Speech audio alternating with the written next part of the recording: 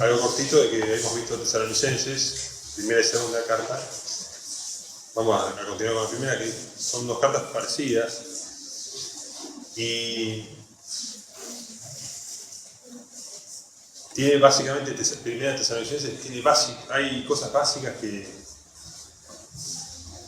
todos tenemos que tener como creyentes, como discípulos del Señor. Y es lo que realmente nos diferencia tanto del resto del mundo, ¿no? Está el mundo por un lado y nosotros como extranjeros, como ciudadanos del cielo, tenemos un mensaje muy, incluso dentro de lo que es los creyentes. Yo creo que si nos preguntan, ¿no?, ¿cuántos de nosotros estamos esperando el regreso del Señor Jesucristo? Lo tenemos presente. O si no lo estamos esperando en nuestra vida, nos tenemos que estar preparando para ir a su encuentro. Entonces, la carta a los tesalonicenses, habíamos leído, lo vamos a repasar un poquito para recordarlo, para los que no estuvieron, en el primer capítulo.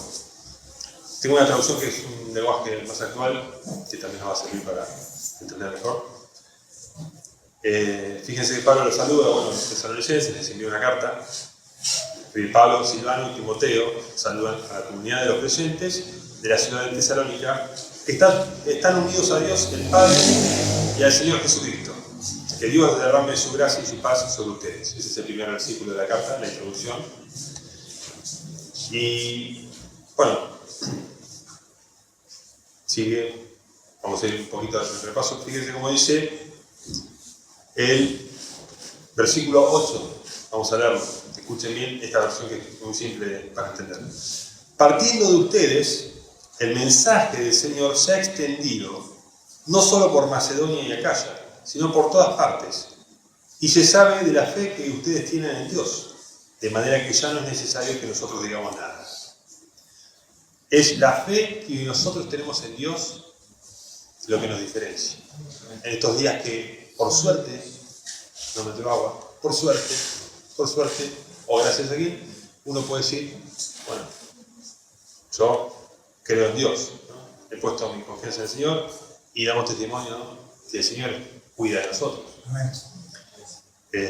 Más allá de que uno puede parecer, ¿no? No significa que, pero como decía Gaby, como decían los hermanos, el cuerpo de Cristo está presente también en ayuda mutua.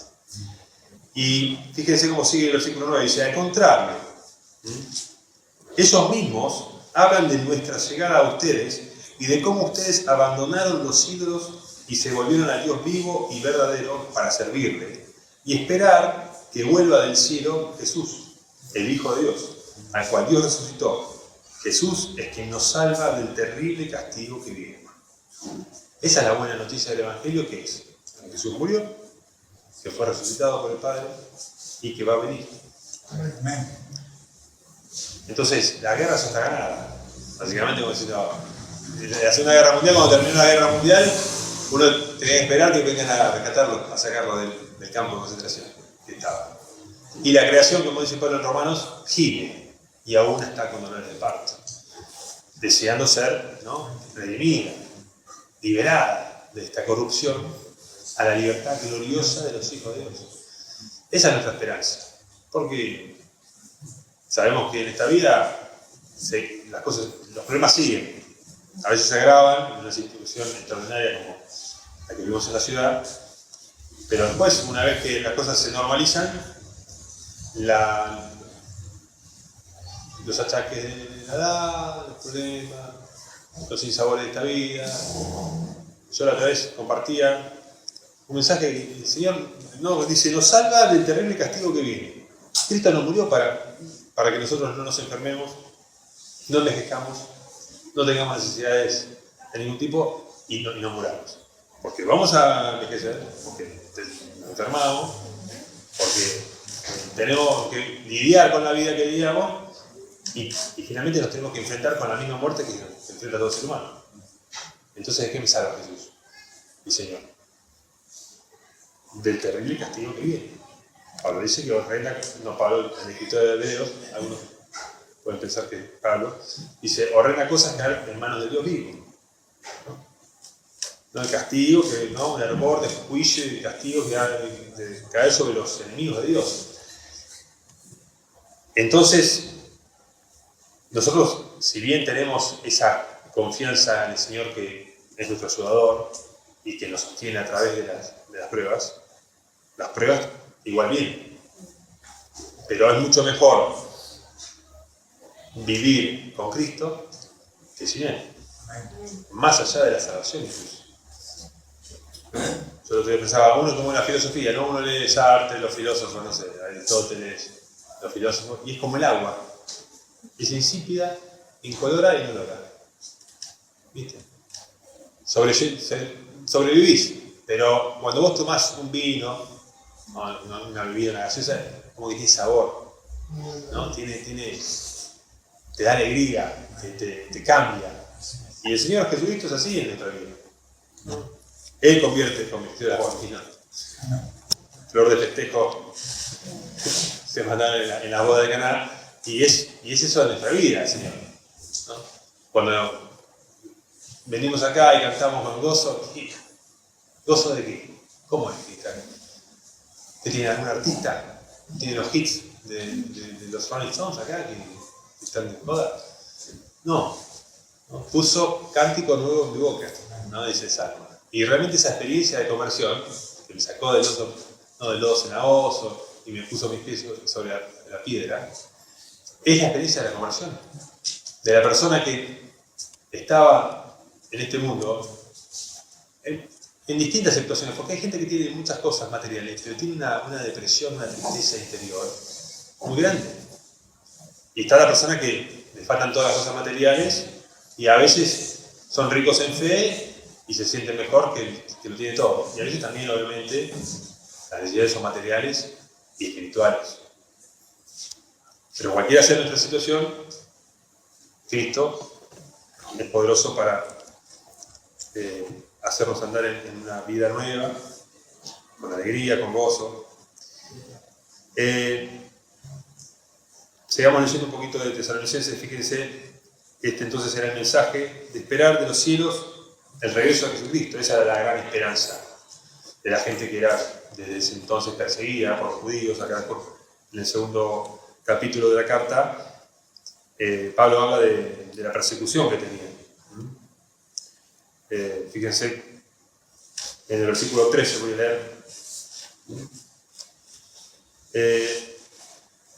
Por esto, de nuestra parte, damos siempre gracias a Dios, pues cuando ustedes escucharon el mensaje de Dios que nosotros les predicamos, la importancia de predicar el mensaje de Dios, que el Señor murió, que resucitó y que va a volver. Ese era el mensaje que Pablo les había dicho ya en el capítulo anterior.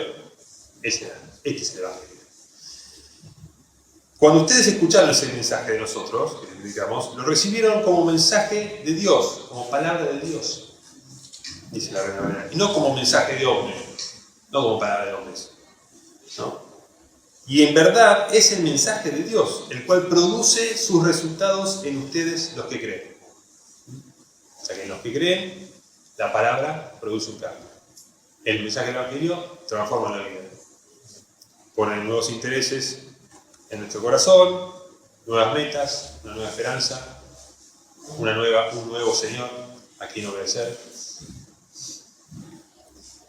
Entonces dice, sigue en el 14, cuando ustedes, hermanos, sufrieron persecución a manos de sus paisanos, hablando de los judíos, les pasó lo mismo que a las iglesias de Dios de los que pertenecen a Cristo Jesús en Judea, pues ellos también fueron perseguidos por sus paisanos los judíos.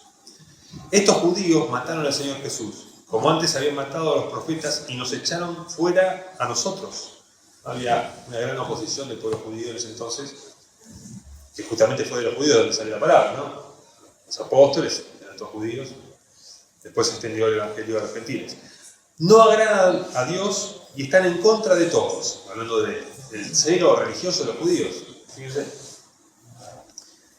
Pues cuando queremos hablar a los que no son judíos, para que también se salven, no nos dejan hacerlo. Fíjense la importancia de hablar del mensaje, ¿no? De esta manera llenan siempre la medida de sus pecados. Pero para poner fin a eso, el terrible castigo de Dios ha venido sobre ellos.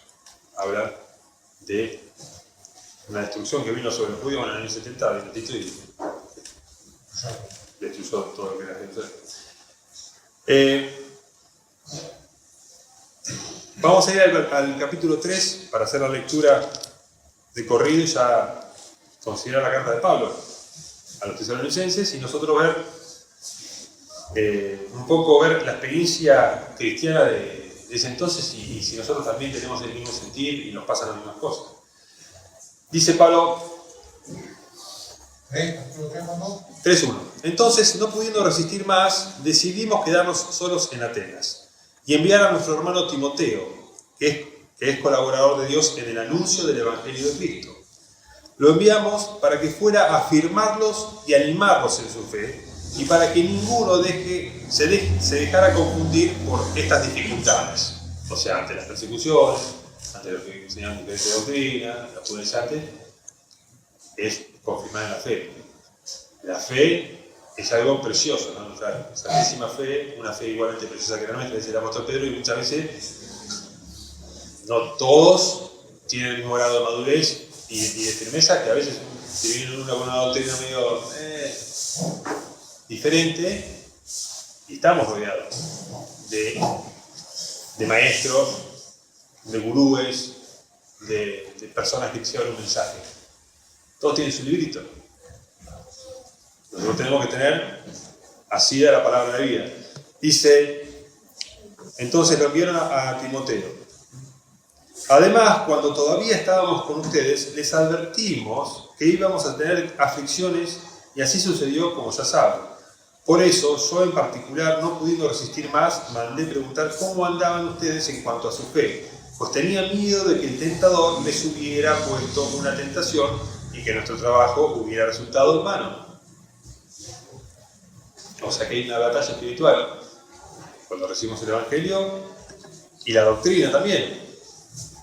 Obviamente es de esperar que una persona que ya es madura en la fe no tenga que volver atrás, ¿no? Como dice, no tenga que volver al rudimento de la doctrina. Pero ahora, sigo en el 6. Timoteo ha vuelto de Tesalónica y nos ha traído buenas noticias de la fe y el amor que ustedes tienen. La fe y el amor. Nos dice que siempre se acuerdan de nosotros con cariño y que tienen tantos deseos de vernos como nosotros los tenemos de verlos a ustedes. Por esto, hermanos, en medio de todas nuestras dificultades y aflicciones, hemos recibido mucho consuelo al saber que ustedes siguen firmes en su fe. El consuelo de Pablo y los hermanos de Timoteo, de Silvano, era que seguían firmes en la fe, a pesar de todas las cuestiones, la persecución, las dificultades. Que sigamos firmes en la fe tiene que ser una prioridad en nuestra vida y en nuestra vida en el servicio a Dios. Porque uno puede decir, bueno, ya está, creí y sigo con mi vida, no. Y esta importancia de dejar a los ídolos y servir al Dios vivo y verdadero. Es como que el mensaje de Cristo era justamente lo que generaba esa persecución, lo que generaba la aflicción, lo que generaba la cortada de cara. Y sigue siendo así. Y sigue siendo así.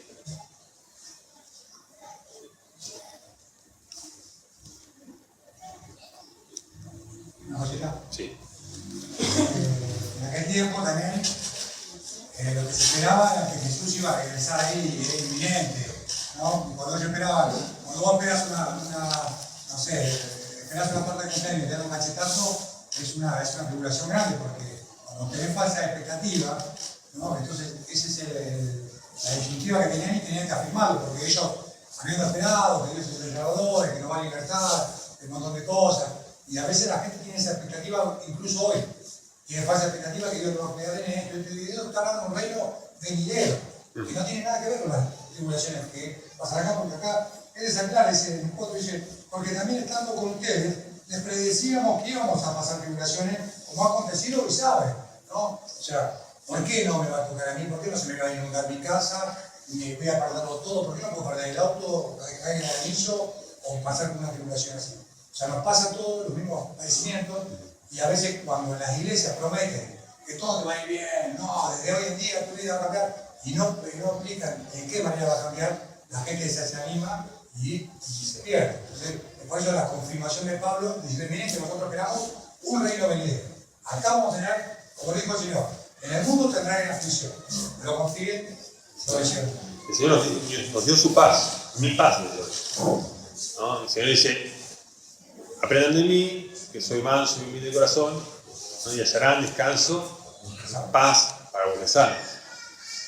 La paz en el alma es incomparable, no es que voy con la plata y la consigo.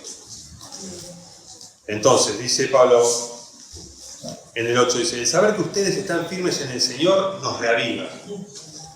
O sea que lo que más deseaba Pablo es que la persona creyera y tuviera su esperanza en el Señor.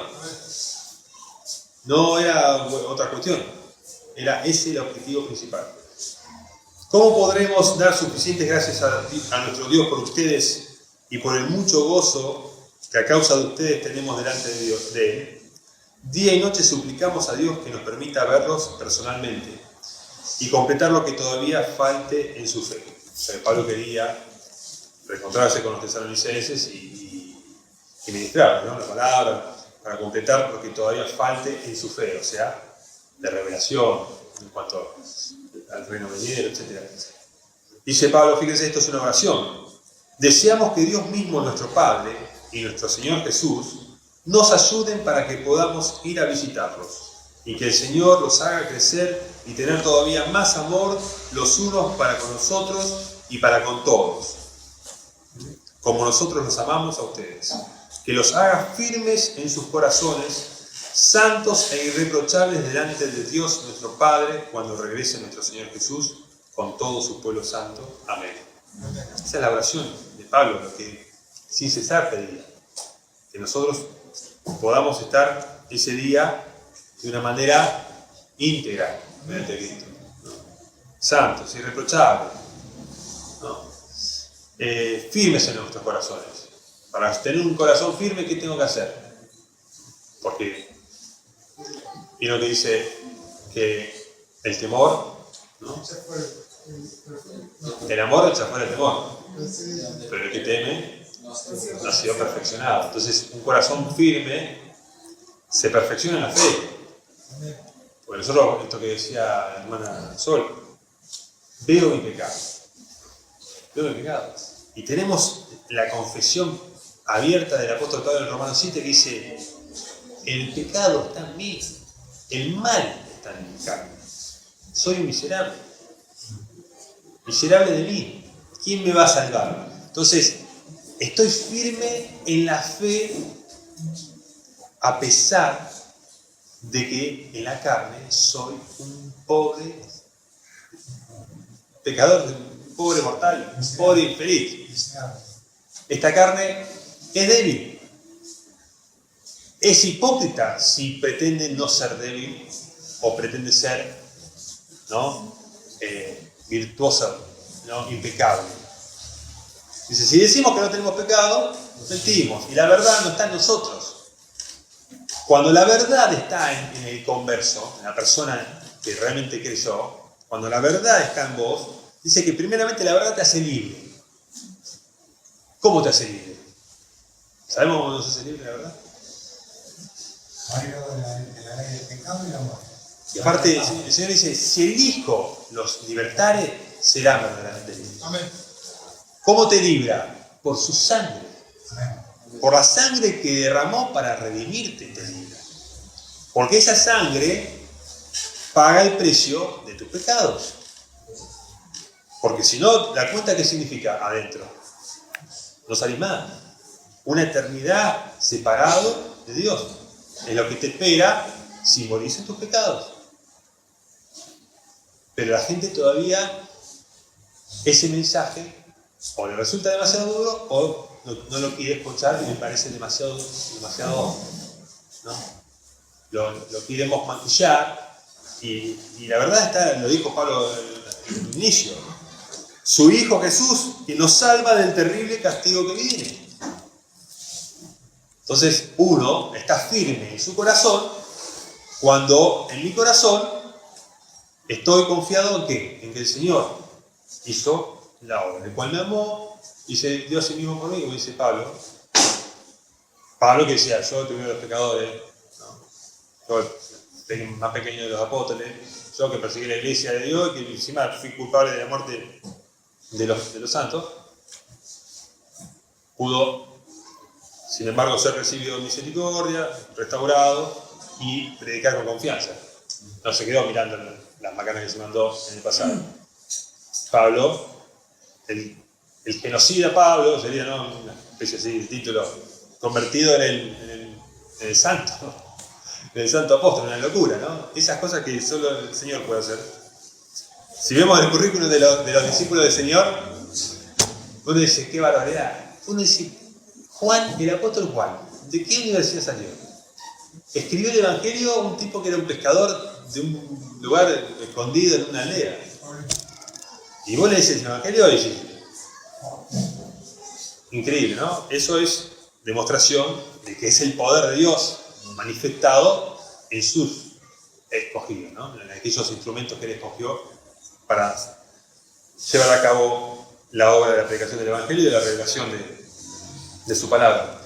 Ahora seguimos entonces en el capítulo 4, todavía tenemos tiempo, dice, ahora hermanos, les rogamos y encargamos esto en el nombre del Señor Jesús, que sigan ustedes progresando cada día más en la manera de comportarse que aprendieron de nosotros para agradar a Dios como ya lo están haciendo.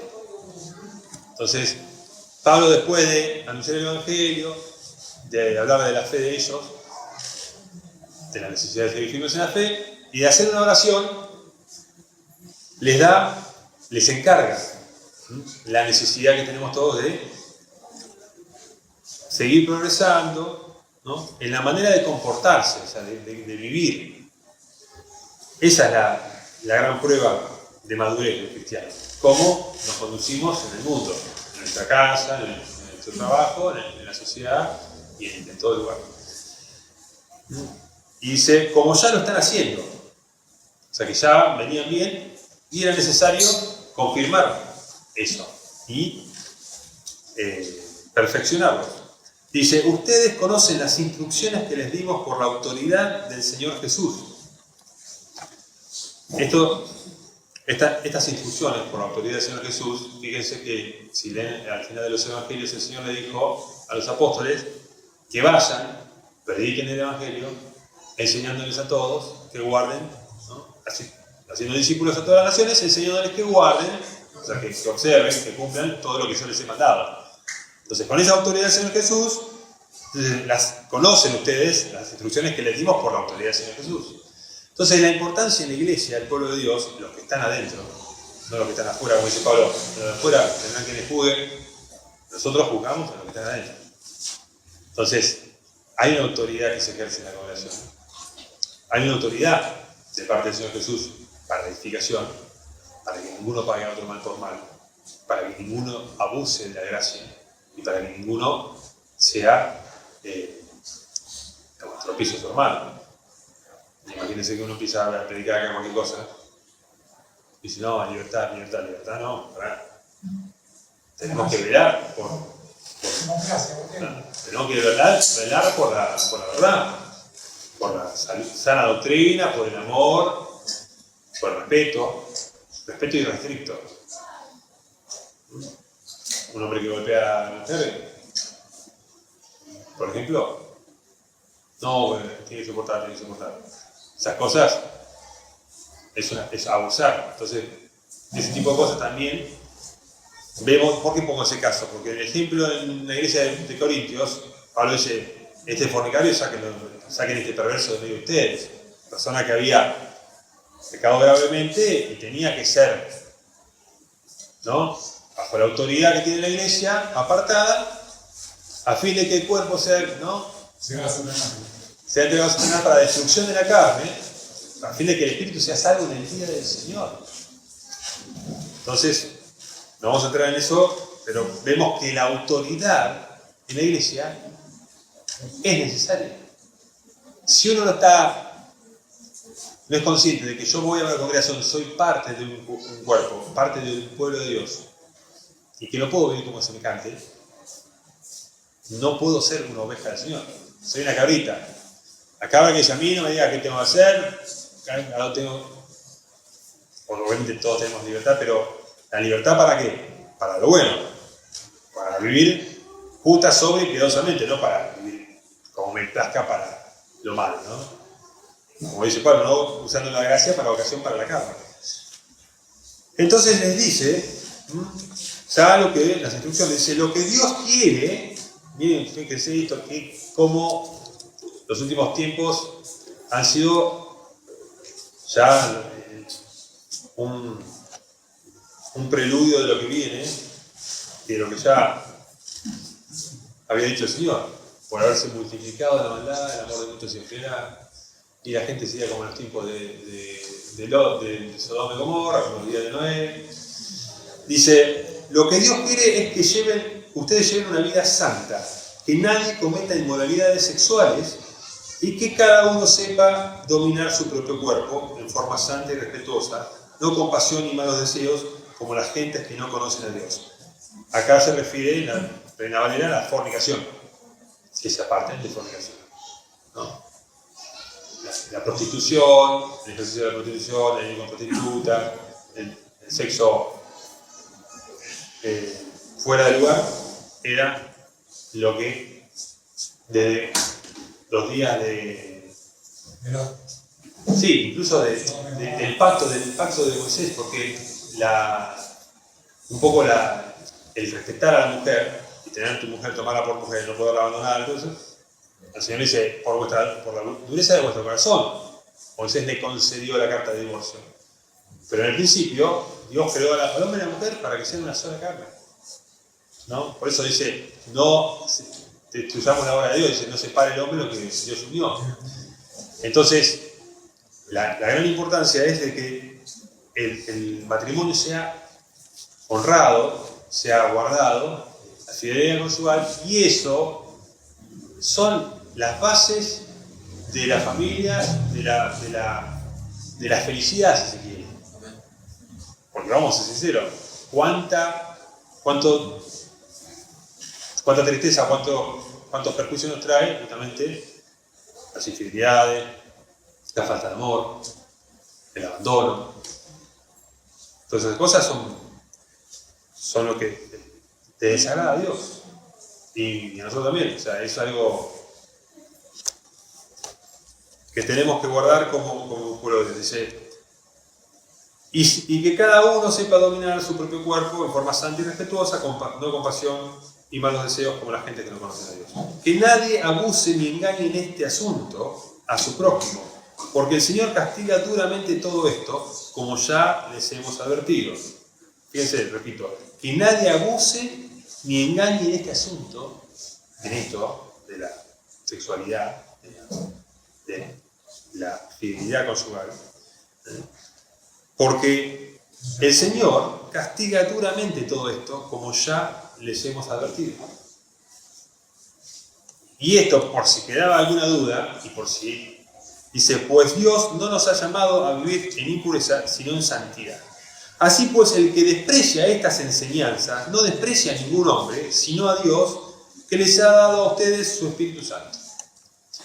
Entonces esto, Tesalonicenses, siglo I, estaba en la misma situación que estamos nosotros en el siglo XXI. 2000 años después, nosotros somos los que hemos salido, ¿no?, de servir a los ídolos para servir al Dios vivo y verdadero, esperar a su Hijo Jesucristo y buscar afirmar nuestros corazones es santo, irreprensible, ¿no?, irreprochable delante de Él. Y para eso sabemos lo que Dios nos agrada, le agrada a Dios y nos da a Pablo las mismas enseñanzas a ellos que a nosotros. En cuanto al amor entre hermanos, no tienen necesidad de que les escribamos, porque Dios mismo les ha enseñado a amarse unos a otros. Qué bárbaro, ¿no? Dios mismo nos ha enseñado a amar. El Señor mismo en persona. Esa identidad con Dios que Pablo les pone, ¿no? Porque fíjense que incluso cuando habla de que sean irreprochables delante de Dios nuestro Padre cuando regrese nuestro Señor Jesús, cuando antes había dicho, dice, en el 2.19 dice, pues ¿quién es nuestra esperanza, nuestra alegría y nuestro motivo de orgullo delante de nuestro Señor Jesús cuando Él regrese? Si no lo son ustedes, ningún otro lo será. Sí, ustedes son nuestra gloria y nuestra alegría. O sea que el motivo de gloria, de alegría de Pablo, ¿qué era? Los creyentes. Nunca hubo un templo en el ministerio del apóstol Pablo, de los apóstoles, nunca hubo algo que diga, miren lo que hicimos. Era realmente ustedes el motivo por el cual iban a gloriarse. O sea, nosotros somos los que tenemos que presentarnos como piedras vivas, sacrificio santo, agradable al Señor. Por eso Dios no nos manda a construir un templo. Imagínense el templo de los mormones. ¡Qué templazo, hermano! Vos ves esa construcción y decís, si me tengo que guiar por los ojos, ya sé a qué religión me la verdad. Esas cosas no nos importan. Lo mismo que no nos importa la forma de vestir, que sea con pudor, está bien. Entonces, esta cuestión del amor, ¿no? Ya nos ha sido enseñada. Dice, pues así hacen ustedes con todos los hermanos que viven en toda Macedonia. O sea, este amor, este dar, este compartir. Pero les rogamos, hermanos, que su amor aumente todavía más. O sea que esta es la parte más atlética del Evangelio. El atleta se tiene que esforzar, no le queda otra. Si querés llegar a ser grosso, tenés que seguir entrenando fuerte. Y acá le dice que vuestro amor aumente todavía más. Procuren vivir tranquilos y ocupados en sus propios asuntos, trabajando con sus manos como les hemos encargado, para que los respeten los de afuera. O sea, para que tengan buen testimonio, dice, de afuera. Y ustedes no tengan que depender de nadie. O sea que acá es el amor que debe abundar y procurar vivir tranquilos y ocupados en sus propios asuntos. Me gustó mucho cómo Tavo le decía a Eva cuando le dice a Daniela González, ya, yo no pude estar, hermanos, ahí. Dice, pero vos estás sirviendo al Señor en tu trabajo y estás haciendo algo como para el Señor, entonces el Señor lo ve eso. Porque si vengo acá y después me laburo, soy un chantán. No, así no sirve.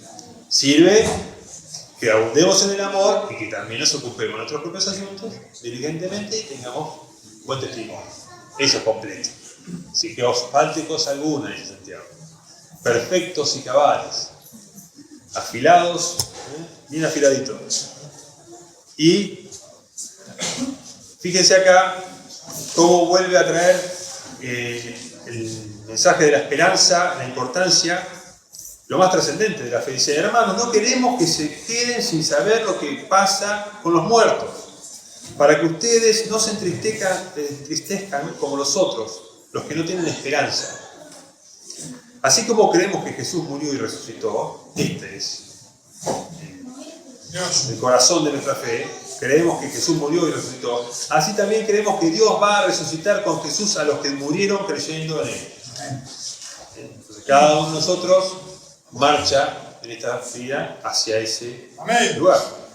Por esto les decimos a ustedes, como enseñanza del Señor, que nosotros, los que quedemos vivos hasta la venida del Señor, no nos adelantaremos a los que murieron.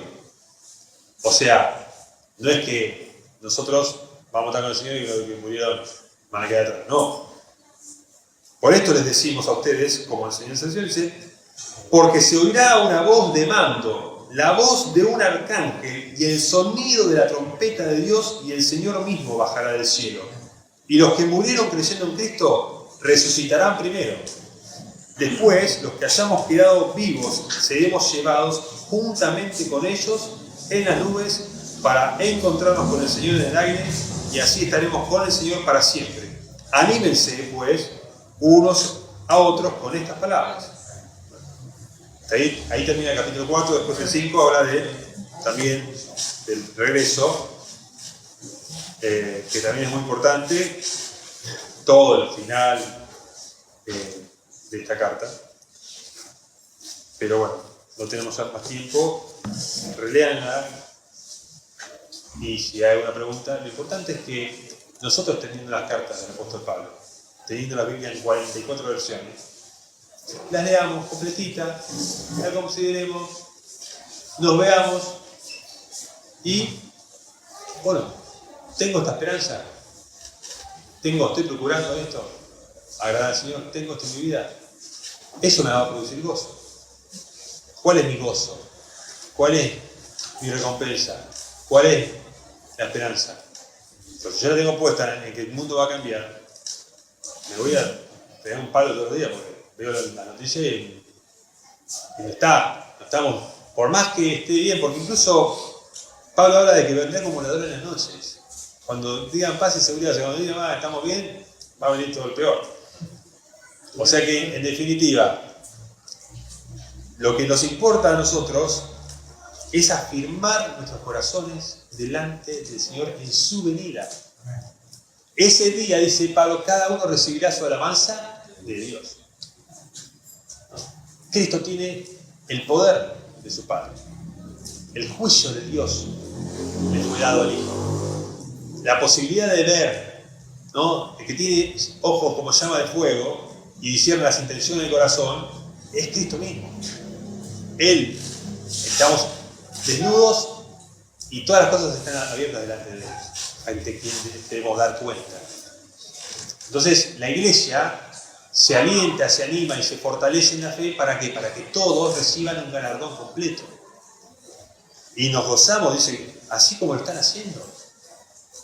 Trabajando, sirviendo al prójimo, amando, ayudándose, yendo a colaborar con un hermano, persistiendo en la oración, en el congregarnos.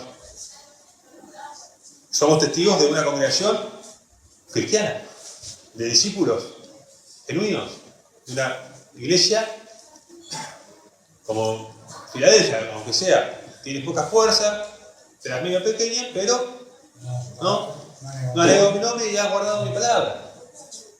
Tenemos los mandamientos del Señor, el amarnos unos a otros y la esperanza de que el Señor Jesucristo nos ha salvado, va a volver, y ese tiene que ser nuestro cántico de todas las mañanas. Lo esperamos así. Gracias, Señor.